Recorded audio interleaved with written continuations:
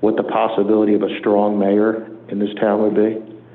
I've got lots of reasons why I'd like to bring that up, but I would just a brief discussion on it to see what parameters. I know we got 2.5 years before it would become reality, but we'd have to actually get it onto a referendum prior to that. So I would like to actually chat about that.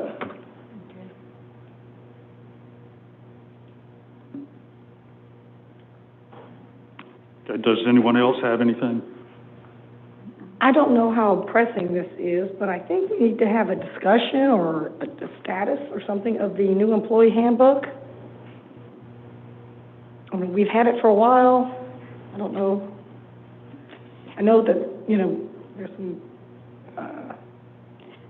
on the employee handbook, we've been trying to work out a date with all the members so that they're all present and I think that they're finally agreeable to December the 1st.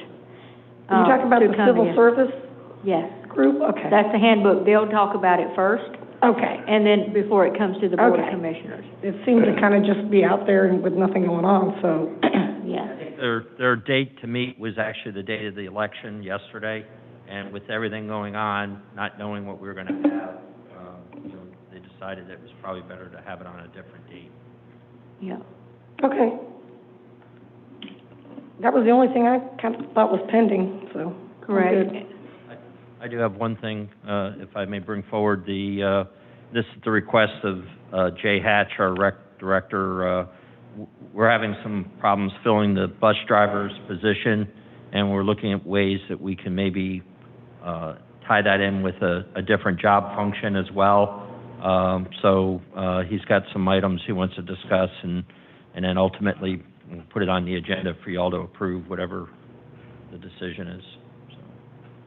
So. Okay, you're going to put that on the next BOC meeting or on the next workshop? Next workshop, and then ultimately it'll have to be voted on.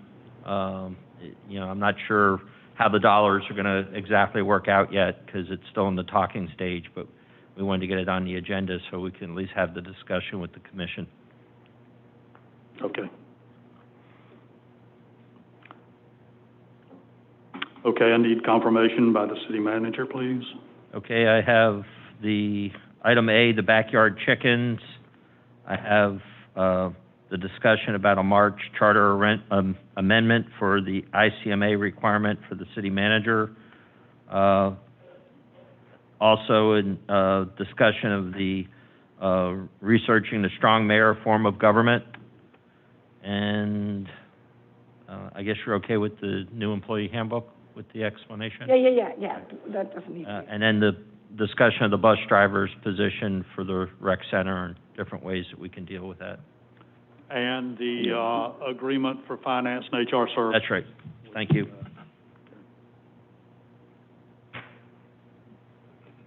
Okay, is that it? Yes.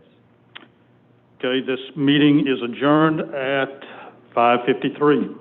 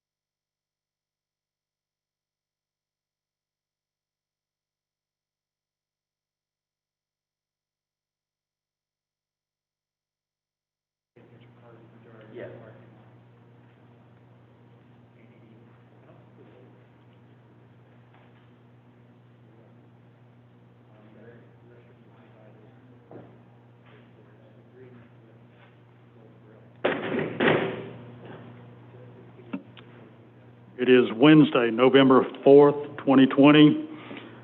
This meeting of the regular Board of Commissioners is called to order. Please stand for the invocation led by Commissioner Hodges, followed by the Pledge of Allegiance.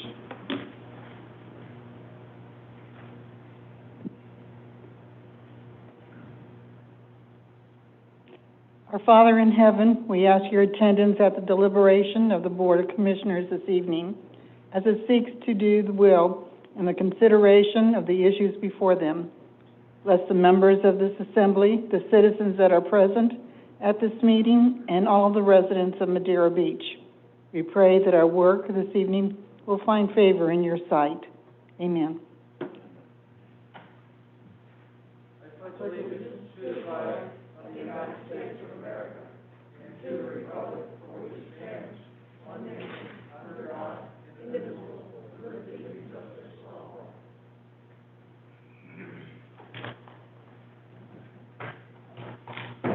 City Clerk, will you call the roll? Mayor Hendricks, Here. Vice Mayor Andrews, Here. Commissioner Price, Here. Commissioner Hodges, Here. Commissioner Douthert, Commissioner Douthert. Here. Thank you. Next is approval of the agenda. As I said earlier, scratch that. I'll pull it when we get to the consent agenda. I do want to move off the consent agenda. Reduction of lien on 118 143rd Avenue. I'd like to move that to new business for discussion. I make a motion to approve the agenda with the changes recommended by the mayor. Second. City Clerk, will you call the roll? Vice Mayor Andrews, Yes. Commissioner Hodges, Yes. Commissioner Douthert, Yes. Commissioner Price, Yes. Mayor Hendricks. Yes. The motion carried 5-0. There are no proclamations tonight. We do have a presentation tonight by the American Red Cross. Mr. Gallardo, will you please take the podium and give us your presentation, please? Guidera, I'm sorry. Well, you were close, sir. Okay. It's Gadira. Every time I breathe, my glasses fog. Ask it. Everything blurs up on me. Well, thank you for the honor of presenting, Mr. Mayor, Vice Mayor, Commissioners. I represent the Red Cross, and what we're doing is a campaign to get out to the various municipalities and let them know that we're here, we want to be a partner, we're free, we want to work together, and you never know, like over here, I live way over on the other side of Tampa, but here I'm struck with how close the water is, and I mean, you could have a flood with the next storm, and we want to be available to help.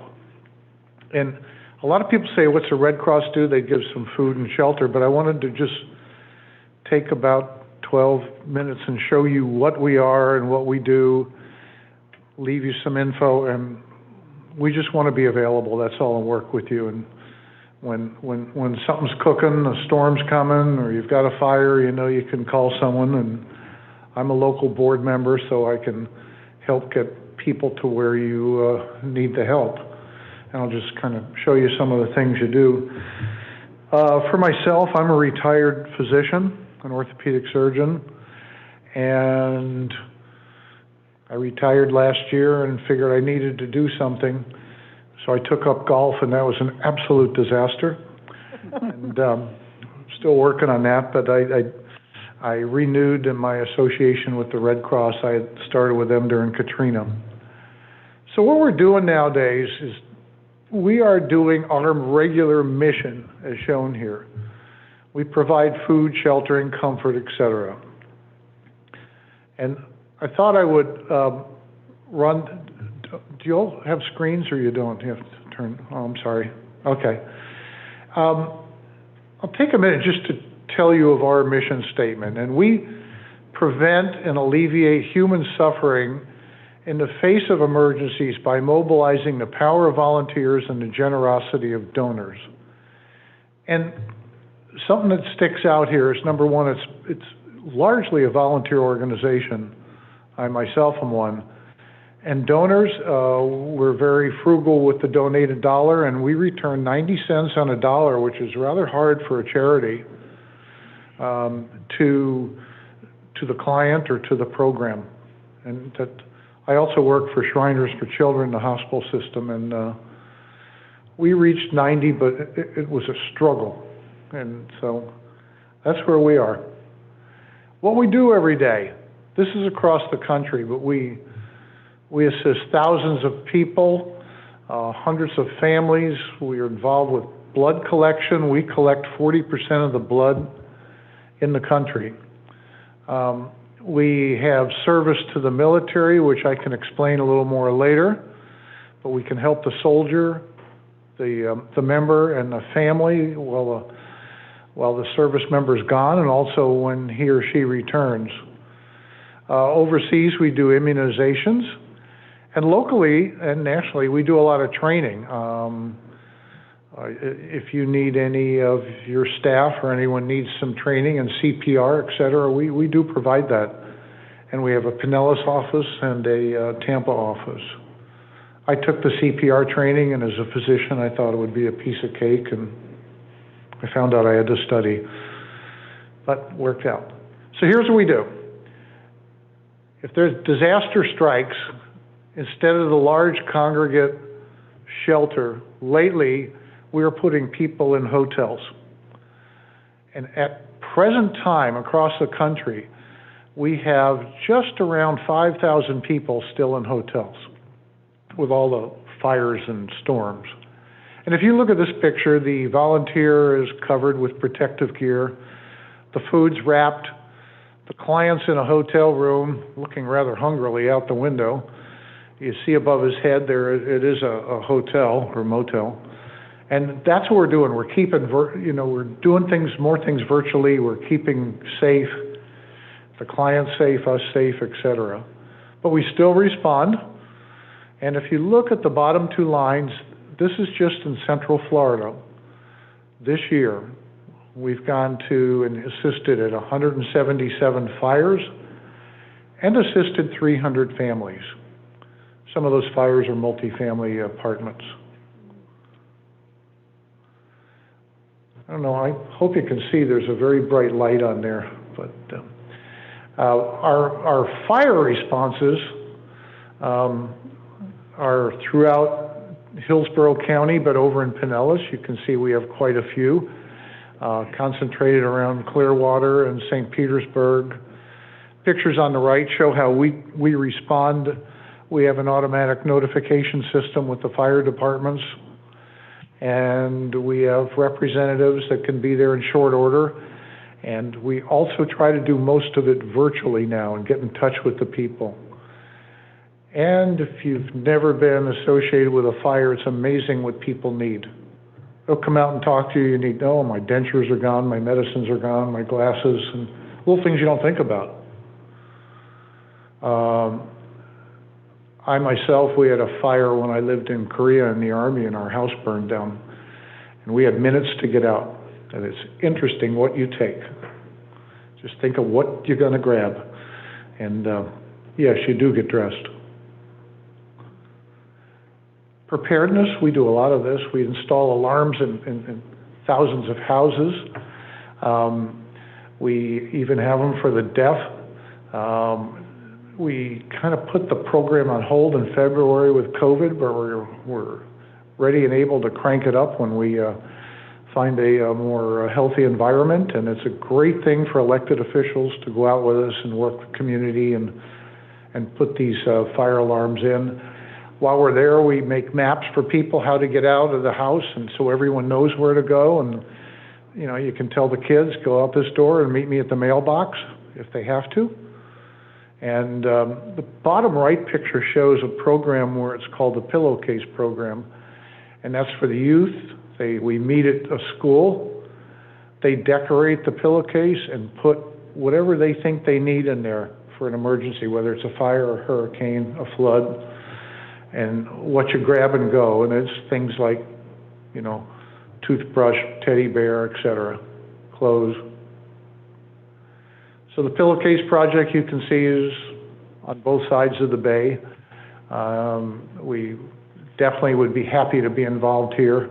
And the Home Fire Campaign, also on both sides of the bay, heavy into Tampa and St. Pete Beach, etc., but throughout the county. And again, when we crank that up, I can let you know and we can all work together. So for blood, I said that we collect 40% of the blood, but that's countrywide. In Florida, we use a partnership with One Blood, and they got a red bus. You've seen it at the malls, and that looks like Red Cross, but due to some contract negotiations, they do Florida and we do other parts of the country. But our programs, you know, we get blood, we get plasma. We are doing all the COVID antibodies, and as a service, as a surgeon, I learned that if you're out of blood, you need to get it quick, and the Red Cross always seemed to have it for us. And I remember being down to our last 2 units and really worrying, and you know, that we weren't going to have enough. With the armed forces, we have several programs. Number one, we are available 24/7. So when I was an Army doctor in Korea, I would get a call that Sergeant Smith needs to get home. His wife's in the hospital having emergency surgery. So me or my people, we would call the company commander, get Sergeant Smith permission to come home, and we could have him on a plane in hours. And that's the communication network we have. And I think that gives people a lot of comfort knowing they can do that. We have workshops to help with stress management. We've all heard of the stress of, you know, your loved one or family members deployed, and it also carries over to when they come back home. And we've all heard of those instances. And we've so far, just in this region, served over 900 families this year with service members. Internationally, we work with governments. Was it last year with Laura or the other one? We worked with the Bahamas government when that hurricane went through the Bahamas. We helped local governments find family members. We help with mental health.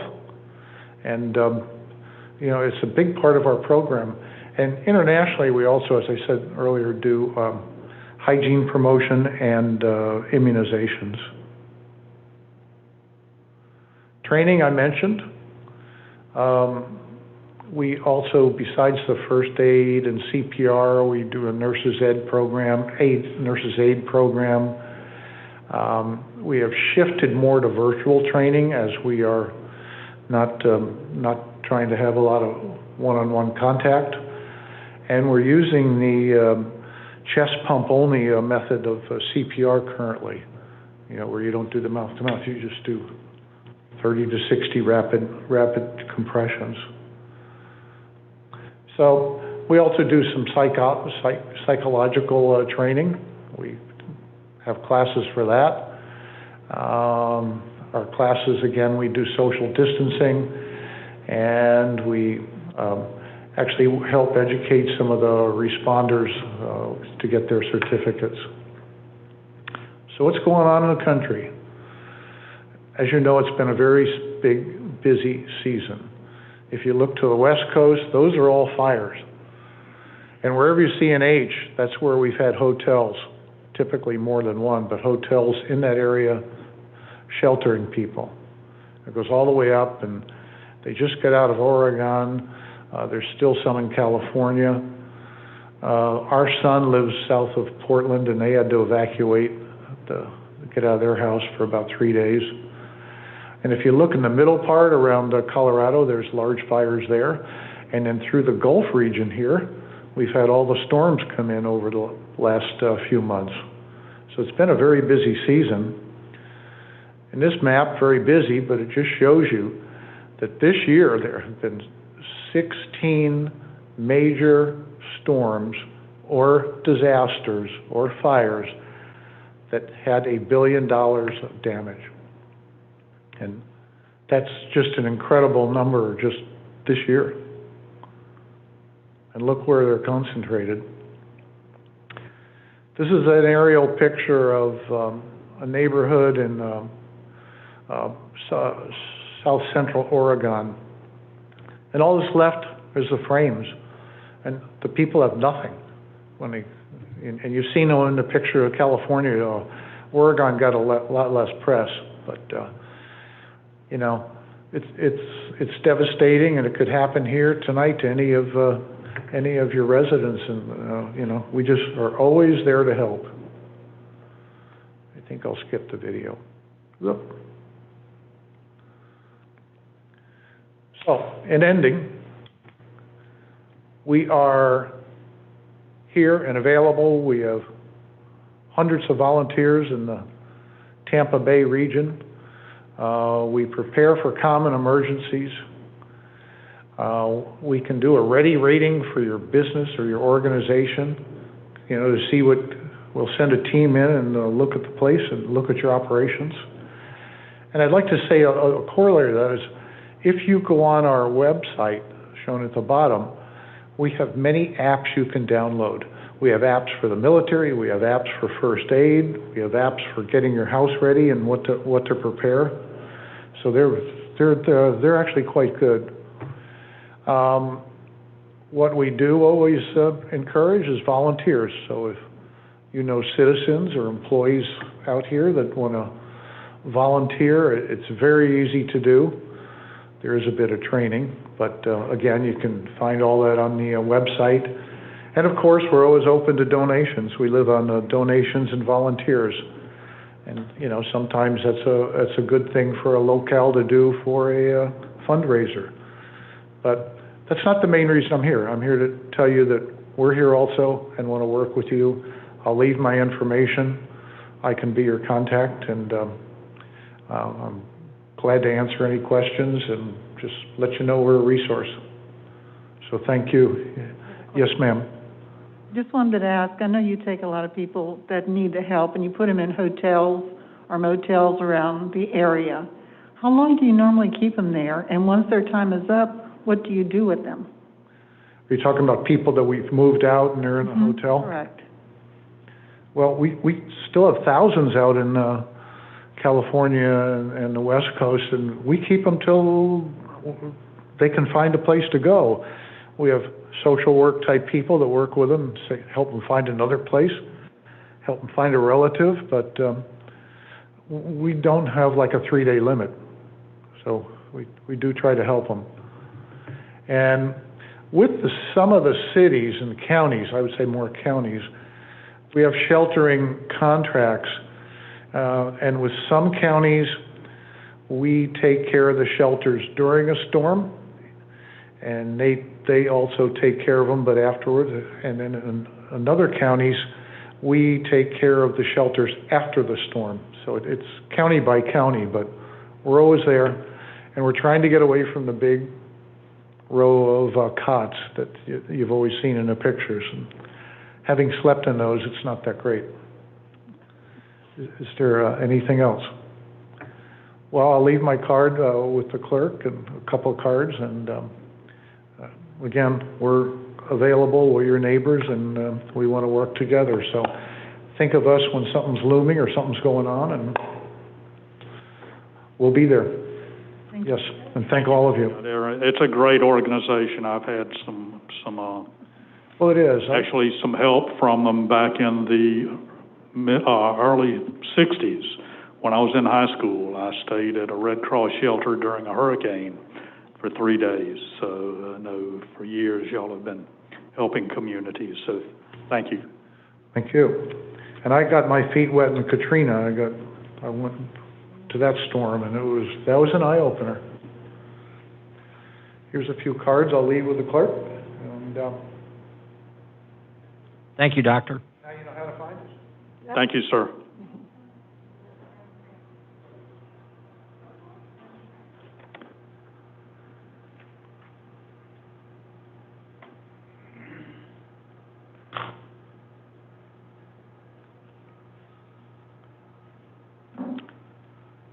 Now I'm gonna go spend some money in your city.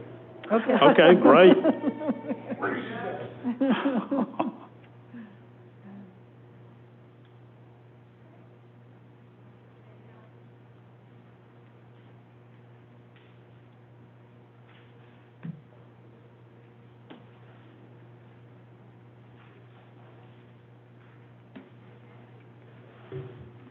Thank you again.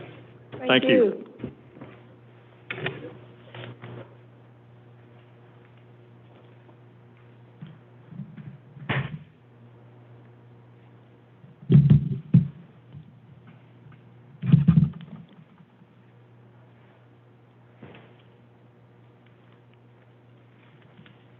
Next is public comment. Doesn't look like we have anyone here tonight for public comment. Mr. Daniels, do you have any electronic comments? Yes, I do have two. One is from Joanne Aceta, and she's a business owner in Johns Pass Village.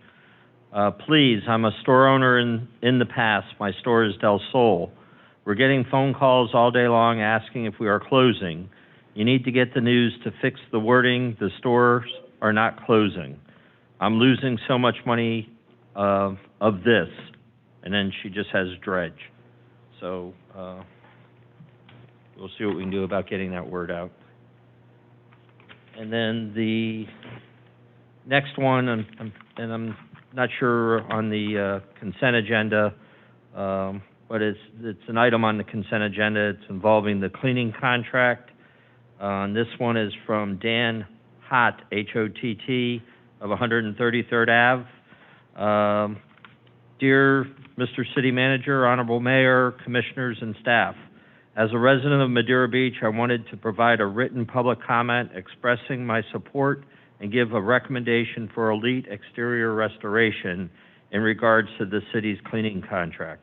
Justin Murray, owner of Elite, began his business right here in Pinellas County, directly across the causeway in Seminole, and due to his work ethic, his company grew very quickly. Elite is a locally owned, locally ran family business that often competes head-to-head with major corporations who come in from outside our county. Elite's headquarters are located in Largo on Umberton Road. Having known Justin for many years, he employs people from within our community. He takes pride in his work, and his reputation is second to none. His company is often called in to clean up or fix up what others have failed to do, as many of his references will be able to attest. Having worked in the corporate world, I understand how major corporations can undercut and outbid our small businesses through lower operating costs, such as cheap labor, while forcing our city and county officials to take the lowest bid over the quality of work. In closing, I respectfully ask the board and staff to seriously consider awarding our city's cleaning contract to Elite Exterior Restoration. Let's continue to support our locally owned, locally ran family business right here within our community. Thank you very much for your time. Dan Hott, 133rd Ave. And that's it. Thank you.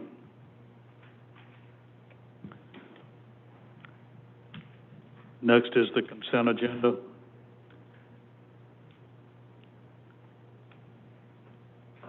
And as I mentioned before, on the consent agenda, item C, agreement for finance and HR services, I'd like to pull that for a workshop. And item E, I would like to pull and move to new business to discuss reduction of the lien on 118 143rd Avenue.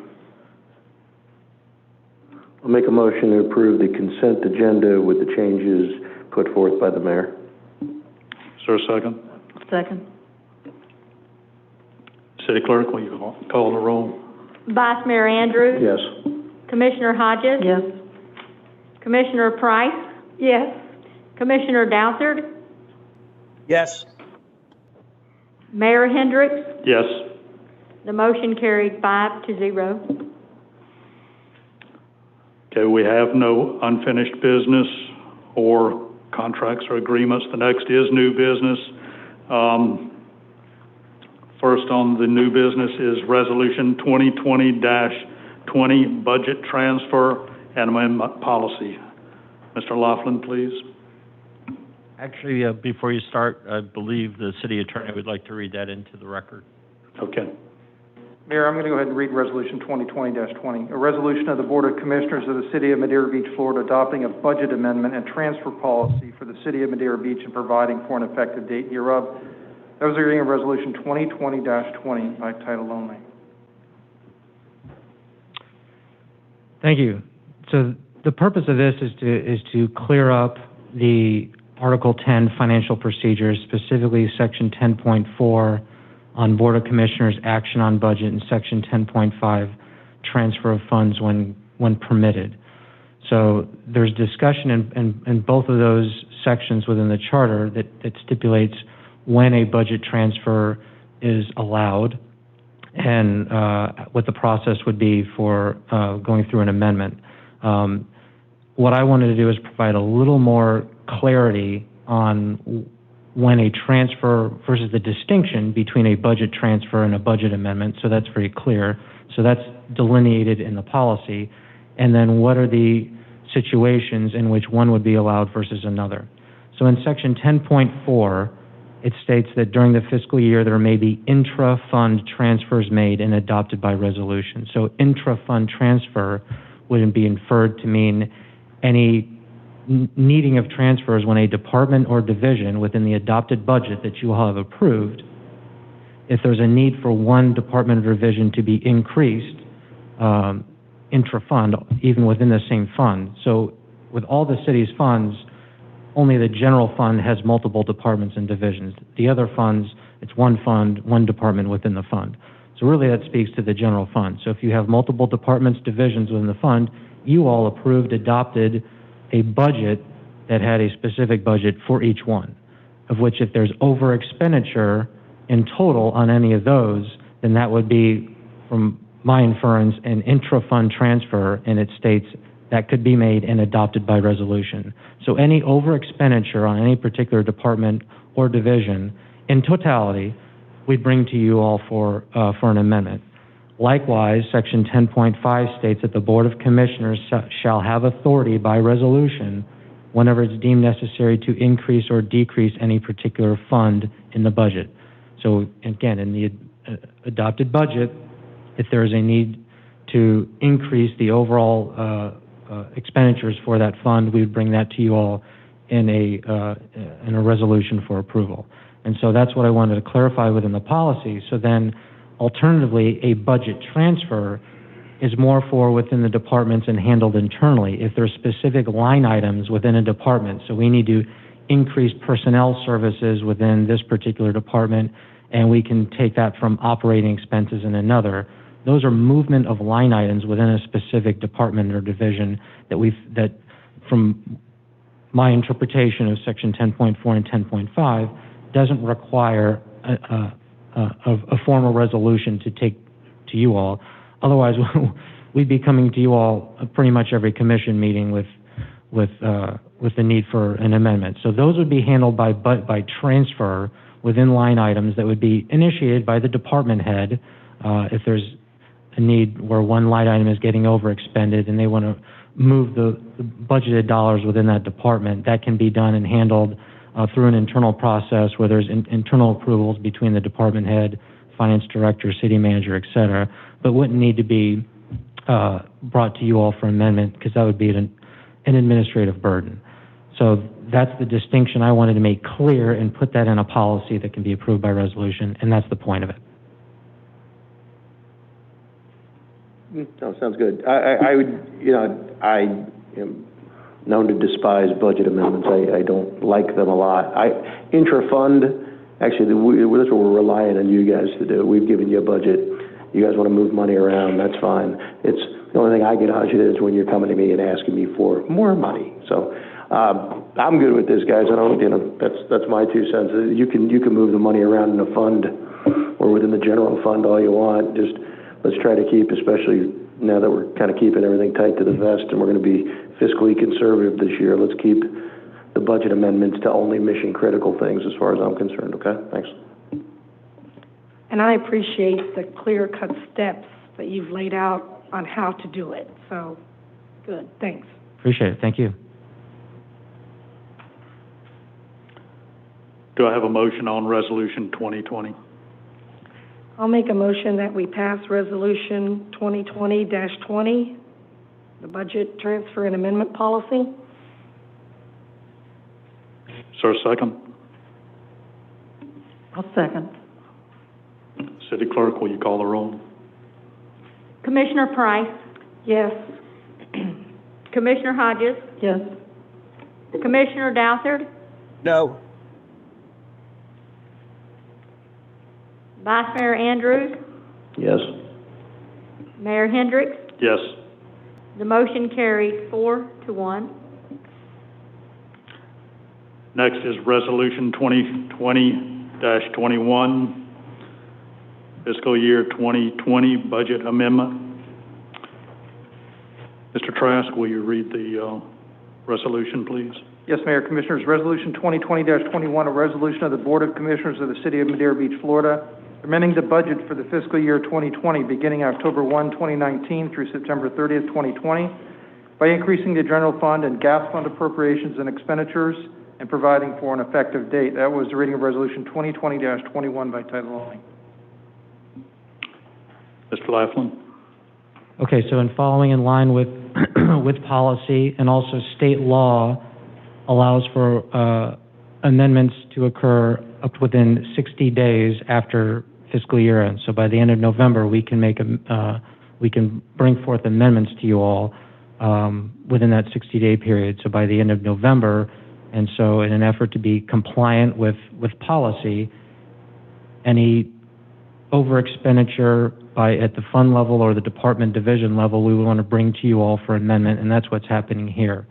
So in Exhibit A on page 2, this lists total expenditures by fund for each of the city's funds. As you can see, all funds had under expenditure, some rather significantly, except for the gas tax fund. And the gas tax fund only has a $91,000 budget. And so one of the items in the budget amendment is to increase the gas tax fund budget by the amount on page 1 for $12,000 for the electric streetlights and electric traffic signals for $2,000.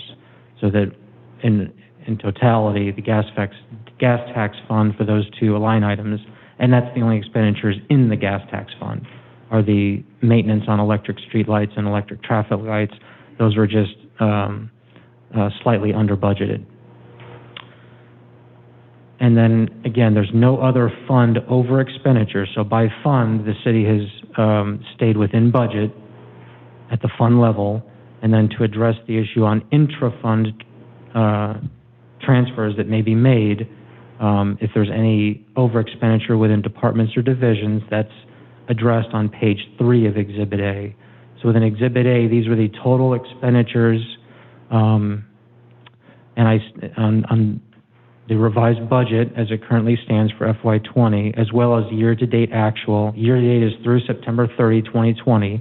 Now, we haven't finished the audit process. There could be audit adjustments, but based on the information that we have available, these are the actual results for fiscal year 2020.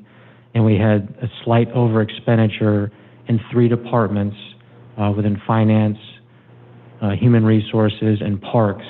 And so the other piece to the amendment that's included in the resolution is for increase in those departments.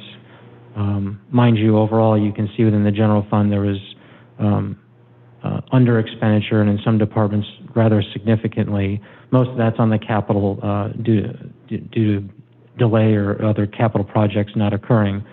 But those are for the three departments, again, to maintain compliance with policy, that we're putting forth these budget amendments for you here for approval of the resolution. I'll address any questions if you all have them. Where is the money coming from to add a 12,000, about $5,000, $3,000, and $5,000? So that comes from general fund appropriations. So we're essentially increasing the appropriations for those expenditures for those departments. Well, the differences, right? The departments that save money, you're taking the money that they saved, and you're paying off the ones that went over.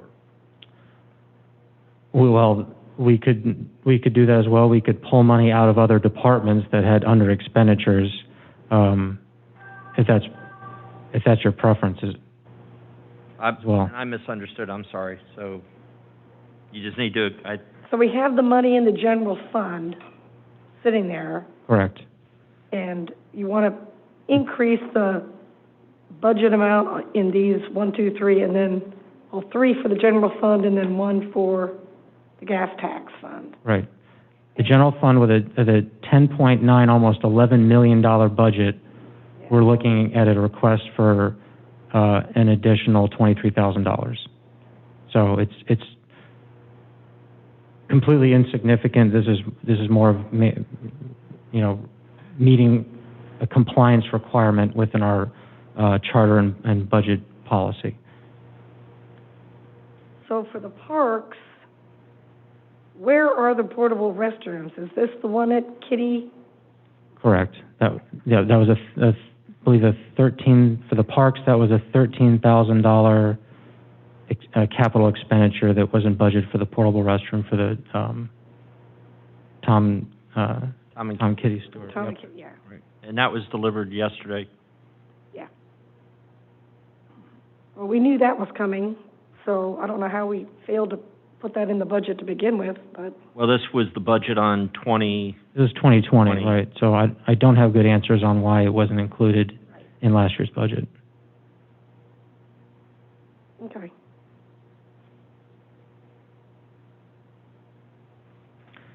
Any other discussion? Well, there's no public comment because we're the only ones here tonight. So, is there a motion?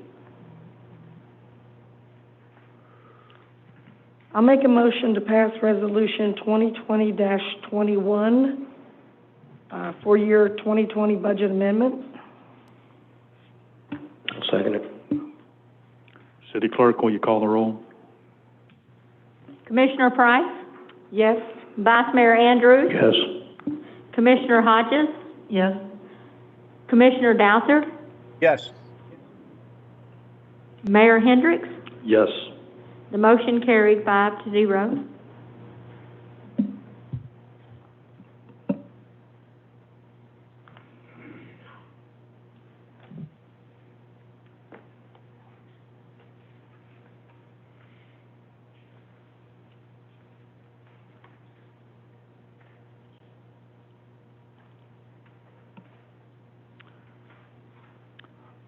Okay, next is reduction of lien, 118 143rd Avenue.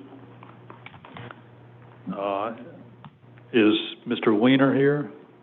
I don't know if he was contacted. I didn't follow up on it today to see if he was attending. So I'm not sure if the board would like to continue it to the next meeting, and I can assure that have a better communication with him. Well, we can have some discussion on it tonight. Sure. As I remember, this is the one that was, let me find that page. I think it was 242,000 or 453. Page 400. 372 of the packet. Yeah, almost, yeah, I'm working almost back there. 3 years of Yeah, they violations.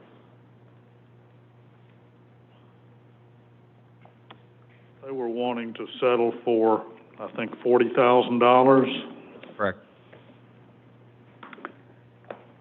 The fines accumulated to 453,500 out of 903 days. The appraised value of the property from the Pinellas County Property Appraiser's Office is $243,025.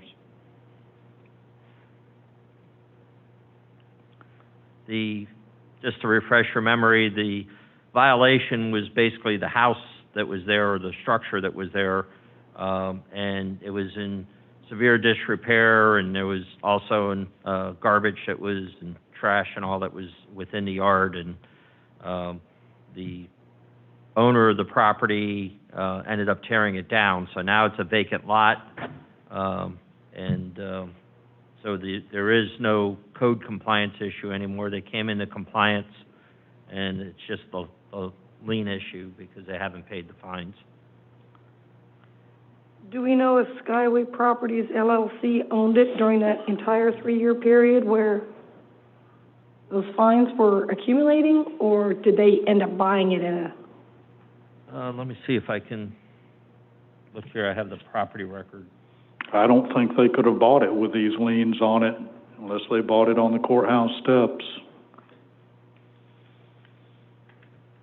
And it, you know, if they in fact knew about it, I think $40,000 is way under what the city should accept for that on just ignoring our codes and ordinances.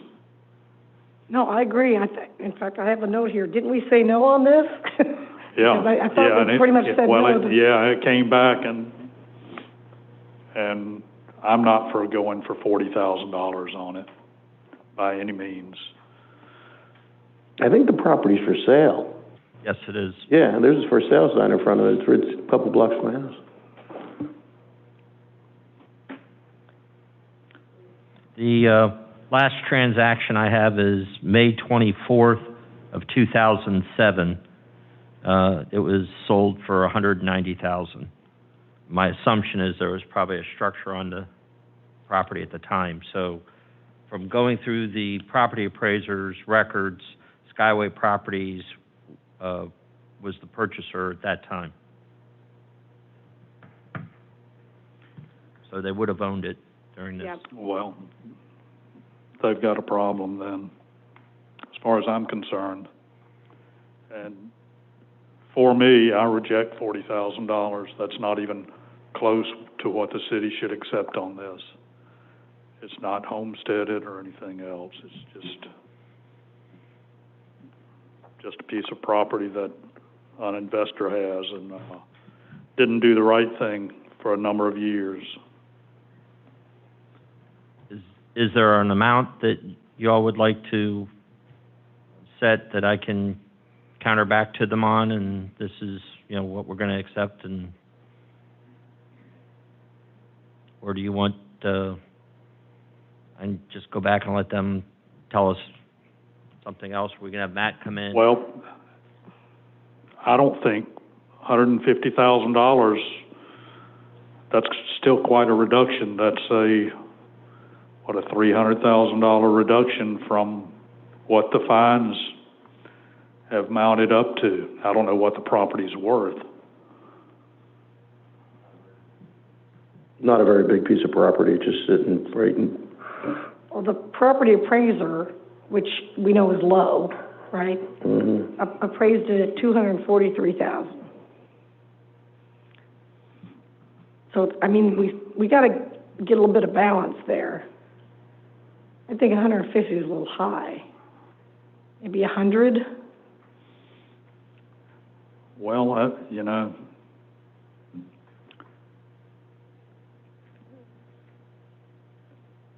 I could do 100 if all of the city's expenses are taken care of, and we've got a net of $100,000. They made their own bet on this. They've ignored the citations month in, month out for years now. And I'm one of five, but there comes a time you have to play hardball and let folks know that when they get a citation, the city means what they say on it, and not just continuing. I mean, we're reducing it a tremendous amount at that. But it's going to get to the point where it doesn't mean anything if we're giving citations only to reduce the heck out of them when it comes to pay up.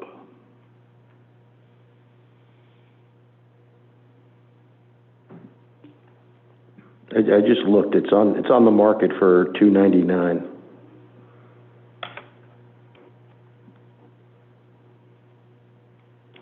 Are you looking at the, property appraiser's website? Oh, here we go, I got it. Yeah, I've made a copy of it. So they bought it, and On the page 375 at the top, it's got the sales history. And they've owned it since '07. According to this document, May 24th of '07. so they paid $190,000, yeah, like you said, in '07. They've got on the market now for $299. Without a structure on it. Oh, well, it sounds to me like they did some bad business. Mm-hmm.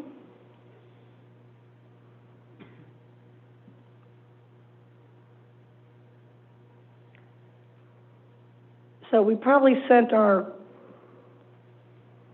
mowing crew out there a couple times, and maybe we knocked on the door and left citations a couple of times. I don't know how often we did that. I mean, as far as expenses go. I think Cited because the place was falling down, not that it Right. wasn't landscaped or, it's not like I you think were out there whatever it mowing. was to, to file the original lien and the magistrate fees, but I think the biggest expenditure is probably going to be with the attorney's expenditure, because with our contract with them, there's I believe it's 20% if he doesn't have to go to court and file it. So, you're looking at, if you do a motion of $100,000 plus to net, then you're looking at $120,000 just with the attorney's fees, and then that's going to be the most expensive part of it. Well, I think we got to be realistic here. They're going to make, chances are someone's not going to pay $299,000 for it. I don't know. I don't know the property. If they did, they make $109,000 profit, although they presumably been paying taxes every year for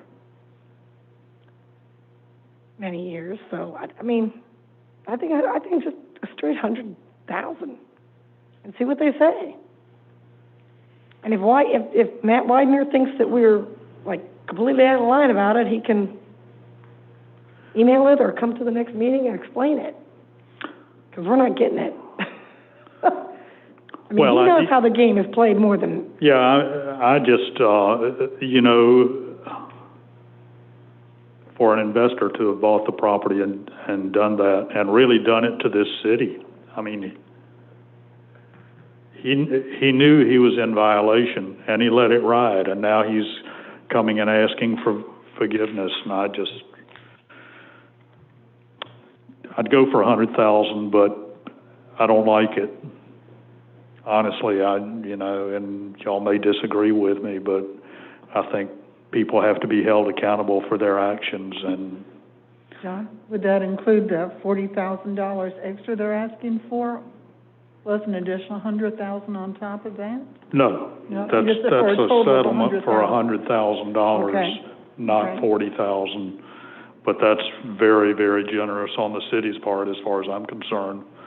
The the folks just didn't use good business sense on how they handled this. They should have taken care of these citations years ago. That's just my opinion. I mean, Well, I'll agree to the 100,000, and we tell that to Attorney Widener, and if he says, oh my God, you know, I don't know what his, I mean, he's getting 20 grand out of it. Seems like he would want to get as high of a fine as he could. You know, I don't know, though. So let's get his opinion, I guess. Yeah, I agree wholeheartedly with that. I agree with all of you. Everybody's making sense. I just think, let's see what Matt has to say. Commissioner Price is spot on. This is his business, so let's find out what he thinks is the right number, and if we're paying him, we might as well utilize his intelligence. So let's I'd rather bring him in here and get a professional opinion on it before we just say 100,000 or 180,000 or 200. Let's see what he has to say, and let's go with that. That's just my personal opinion. Thanks. okay. Okay. We've, at least we've got it narrowed down and got some discussion on it. I think, to come to us and offer us $40,000 is just laughable to me. Okay. Next is staff reports. Does the city commission have anything? No. There is one thing I'd like to mention to all of you. I went down to Fort Myers Monday and looked at a high drive facility. It's totally automated. I stood from here to where Mr. Daniels is sitting when they were moving a boat. I couldn't hear anything. It was electric cranes. You could hear the buzzing of a motor slightly. It was amazing. And it picked the boat up and it set it on a cradle that was on basically a railroad track that took it into the building, where another crane picked it up and put it into a berth. It wasn't a metal building. It was, I don't know what kind of construction you call it. It's tilt wall. Yeah, it was concrete slabs. Even the individual berths for the boats were. It was a Cat 5 building. And this place was Disney World clean. It was brand new, but it was Disney World clean. But anyhow, I was very impressed. And, you know, it just looked like another condominium building sitting there, and there was no noise. There was no noise.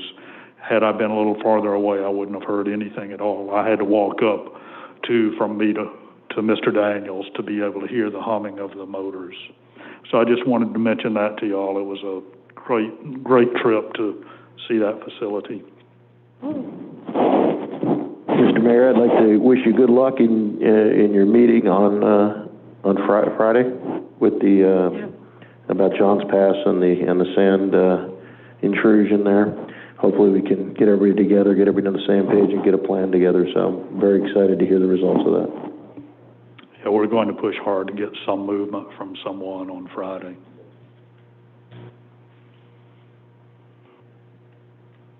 Mr. City Attorney? Yeah, I just wanted to comment. I just want to make sure that you understand that the mayor is representing the interests of the city at that meeting, and that because of the fact that there may be some activity that comes back to the commission for action, it's not really appropriate for another commissioner to be in attendance. Oh, yeah, no. If another one is in attendance, it's going to require the sunshine requirements to be performed. In other words, minutes taken, notice to the public having the opportunity to attend.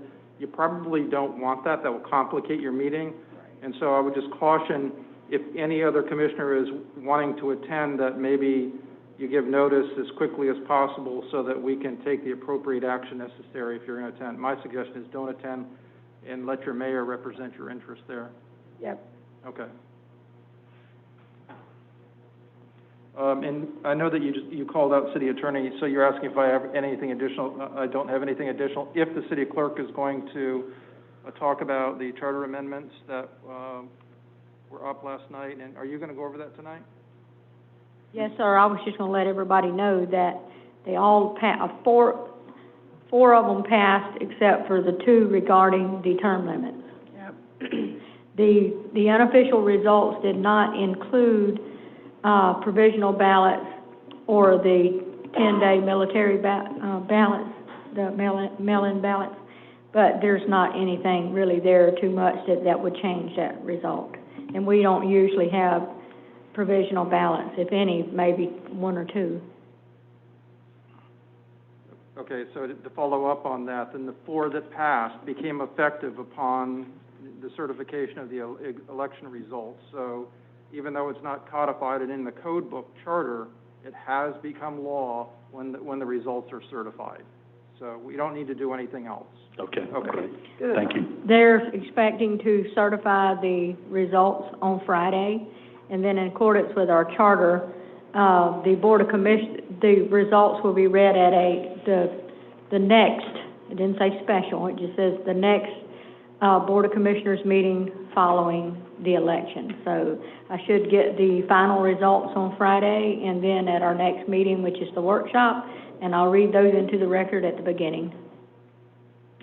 So I will add those to that. Okay, thank you. Mr. City Manager, have you got anything for us? Yeah, I do have a couple items. I believe each member of the commission was sent an invitation for the grand opening of the Cambria Hotel. It's December 3rd at 4 p.m. If you can touch base with me or Megan, just the RSVP, and if you're bringing somebody with you, just so we can give them the number. I believe they're doing the celebration up on the rooftop. So it's December 3rd at 4 p.m. The other thing I wanted to discuss is on December 1st, the emergency order that the governor had signed, which allowed for public meetings to occur like ours without a quorum being seated in the meeting. So in other words, you could have, basically all of you could have been home on Zoom and conducting business. But that order expired on November the 1st.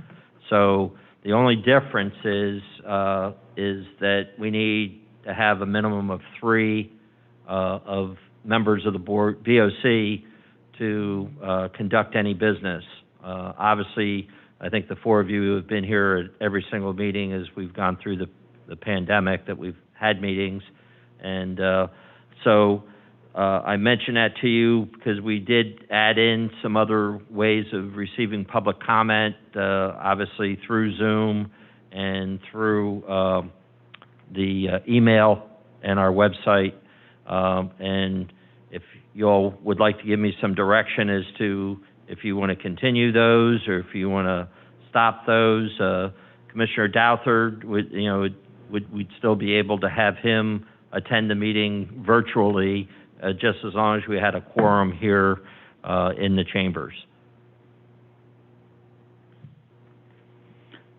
I would say, judging by the attendance tonight, we can, I would say we can go ahead and start letting people come back in. They can come in now, and in the Zoom or email comments, they can come in to make a comment like they always have. I mean, how do y'all feel about that? And then quit doing the Zoom, is that what you're saying, or? Yeah, because they can watch it on television now, Right. as long as we're televising it, and I think it's on YouTube through our website, so they've still got the ability to see the meeting.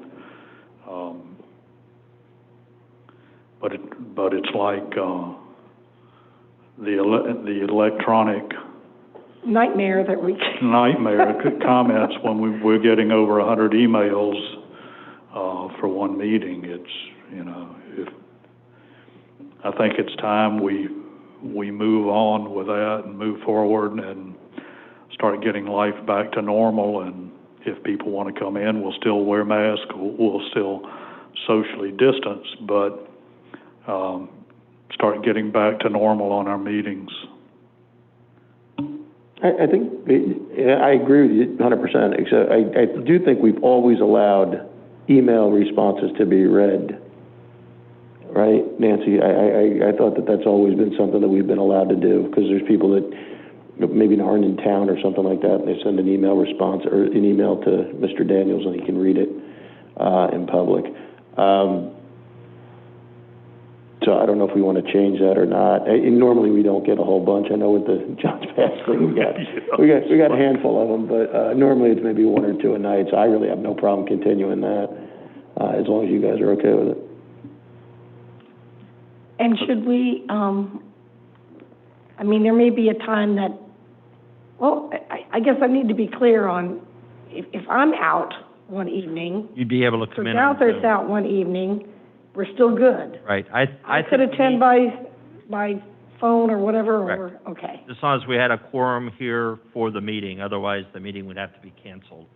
And I think we need to keep that infrastructure still in place. You know, obviously, we're not out of the pandemic yet, Right. but even, you know, as we move into the future, we're used to dealing with Zoom now. We've got the technology down. So for purposes of having a commissioner attend virtually, we can utilize it. Okay.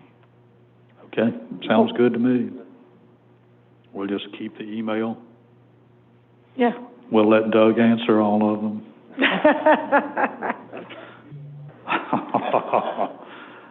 But anyhow, the chambers are open again for, you know, as they have been for a while, so. Yeah. Okay. So just for clarity, we just will not consider public comment on Zoom. Correct. Correct. Email or in person. Thank you. And then, it was mentioned, about the December workshop, of postponing or, canceling the December workshop. Did you all want to take action on that so we can officially do it? I don't, you know, how are we, Clara, on December? Are we getting caught up enough where we can skip December's workshop? Or do we need to have? I think so. I mean, the items added to the November is light this time for the workshop, so that would be up to the Board of Commissioners. Or just back it up a week to where everybody's holidays are more freed up, and if we've got a few items on there, we can cover them. We've done that before by closing the month of December, Yes. and it worked out very well. We didn't have anything pending at the time. Yeah, they've done it Okay. before. Yeah. Except for It last worked out year. good, yeah. Can I ask just one question? What time is that meeting Friday? 3 to 5. 3 to 5, okay.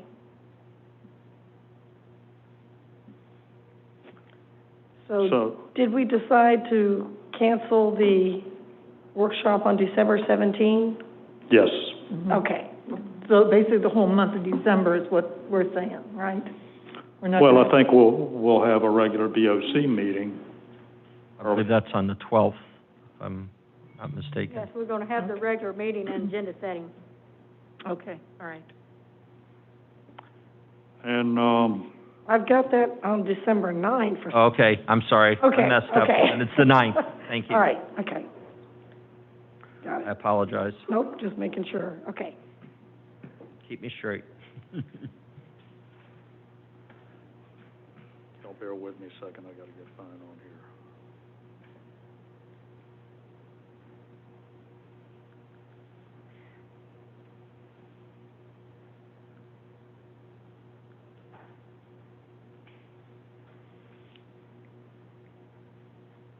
And that's all I have. I did want to ask you about the, signage for parking. Oh, sure. The parking signs, next week, we should have the signs going in on Madeira Way with the restriction of parking. I think we talked about that and kind of, you know, the interim piece versus, you know, putting in a pay station. We're going to try to get voluntary compliance with a restriction on the amount of time that they can park their car on Madeira Way. And then I didn't get to double check with Andrew if the PO was issued on the signs. I'm sorry, that's the littering signs, the PO's in. But I've also met with Jamie today and went over the signs for and the component for the parking with the resident-only sticker and those signs, so we can look in the area. I think initially most of it's in your area there, Vice Mayor, and District 3. Because of the onslaught of vehicles that we're looking at possibly parking in the area because of the Gulf Grill. So what we're looking at doing is changing the signage that we have now and putting up signs at the beginning of the block and for both directions when you come in, just letting the motorists know that the parking in the street is by resident permit only. The concern was, you don't want to have somebody park and block somebody's driveway or park near a fire hydrant. Well, we have statutes for that, and when you take your driver's test, and you're supposed to know the laws, and so those are things that can be handled. So we're just working out with the deputies to make sure that our verbiage on the sign is still such that they can enforce it. And that's the last thing, and then it'll take us a week to get the signs ordered and hopefully work on getting those up with plenty of time before the opening. Okay, and the litter signs, because we're that was passed, back in August? And right, I know when we mentioned it at the board meeting, we were looking at 6 to 8 weeks, and I don't know if you remember signing off on the PO for the signs. I'll have to check on that. Okay, so I did. Amy's nodding. He says, yeah, he's Ordered. They're ordered, okay, so we got it signed off and they're ordered, and I think it's like a 1 week turnaround? 2 weeks. 2 weeks. Okay, so 2 weeks and a day they'll be up, right? Okay, thank you. Overnight. Okay. Mayor, if I may, since we're talking about signs, didn't we approve to have some banners made for our side of Johns Pass? Yes. Are they ordered or designed? They were working on designing them. The problem is the amount of area that you can have and have the wear and tear with it, and we're debating what the logo was going to be or the design was going to be on a narrower strip, so it'll last longer. And I think we have a follow-up meeting on that next week. Because the other side of the bridge has what looks like relatively new banners, and they look great. Right. So I think we need some on our side. Yeah, I think we had them at one time years ago. Well, we did. We said, one said welcome, and the other one said thank you for visiting, right? Depending on, so that was Maybe we'll just nice. keep it simple and do that. Okay. Okay. Yes, sir. I don't have a financial report for you all for October because the month just ended, but did want to maybe end this meeting on a positive note with some month-end information that did come in on the revenue side. We had a strong month of parking revenue for the month of October. I just looked at the three highest: Village Boulevard, City of South Beach, and Johns Pass Village. If you compare October of 20 to October of 19, we were at 138,000 in October 20 compared to 109,000 October 19 for a $29,000 increase year over year. If you just annualize October's figures and compare to budget, we'd be looking at 1.65 million compared to what we have budgeted is 1.468 million, so 182,000. And October is not even our strong months. Spring, summer is really our strong months. So off to a really good start in FY 2021 for parking. And then the big one is just our investment income is just, everyone at the city just pat ourselves on the back here. We've got 59,424 of interest income earned in our savings account on about a $28 million balance that we have. You annualize $59,000 a month, you're looking at $713,000 of annual interest income. We only have budgeted about $270,000, so we'd be, at this point, $442,000 over budget.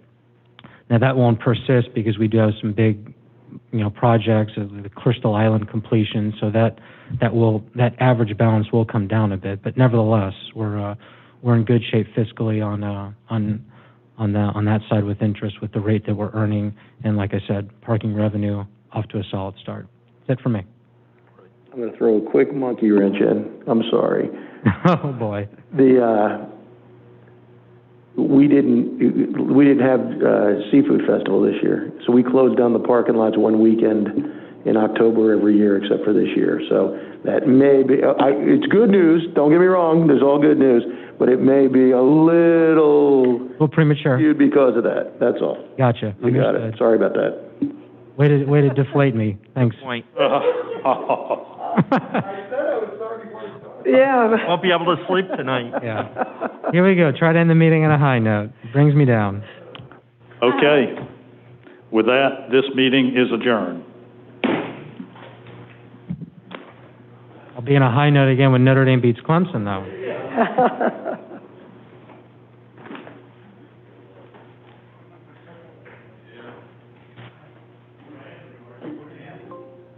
Am I from Indy? No, born and raised here, but just had to get out of Florida. Decided to head up to the Midwest, and then came running back down here.